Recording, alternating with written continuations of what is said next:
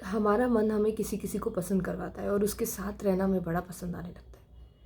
मतलब किसी किसी के प्यार में अंधे हो जाते हैं हम। प्यार में भी नहीं कहूँगी मैं, ये बस कहना चाहती हूँ कि किसी किसी को मन बड़ा पसंद करता है, उसकी तारीफ़ें करता है, और उसके साथ अगर कोई अच्छे मोमेंट्स हैं तो बहुत अच्छे लगते हैं, और बुरे हो गए तो बहुत बुरे लगते हैं। यू नो,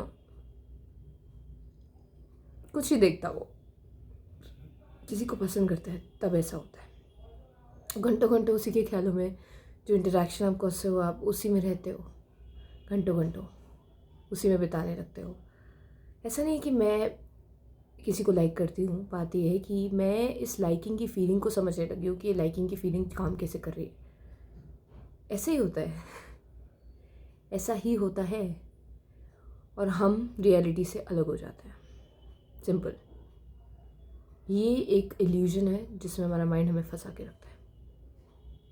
अच्छे ही इल्यूजन से सबसे ज़्यादा बच के रहना होता है। सबसे ज़्यादा जागना मुश्किल होता है जब कोई चीज़ हमें पसंद होती है, उसके ख्यालों से निकलना बहुत मुश्किल है।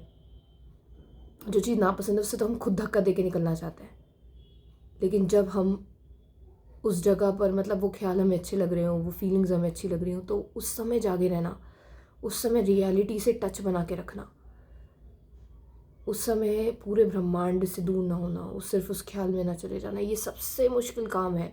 अगर इस समय आप जीत गए तो आपने जैसे पूरी ब्रह्मांड पे फतेह हासिल कर ली। जो ख्याल, जो चीज़ आपको पसंद है ना, उन चीज़ों के बीच ना रहकर ब्रह्मांड को चुनना, असलियत को चुनना, ये सबसे हार्ड लगता है। अगर आप ये करने में सफल हो गए तो ये समझ लो कि आपने पूरी बाजी जीत ली। फिर बुरी चीज़ें तो आपको अफेक्ट कर ही नहीं सकती, अच्छी चीज़ों से बचना है, बुरी चीज़ों से नहीं बचना। अच्छी चीज़ें जो है ना, ये अच्छी अच्छी चीज़ें जो पसंद है हमें, उसके भ्रम से निकल के हमें ब्रह्मांड में रहना है, असलियत में रहना है। वही असली परीक्षा है हमारी सबकी, कि हम ख्यालों में खोए ना, अंधे ना बन जाए। वही असली परीक्षा है हम सभी की। जो चीज़ें हमें अच्छी लगती हैं उनसे अलग होकर असलियत में रहना, that is a real task, that is a real challenge.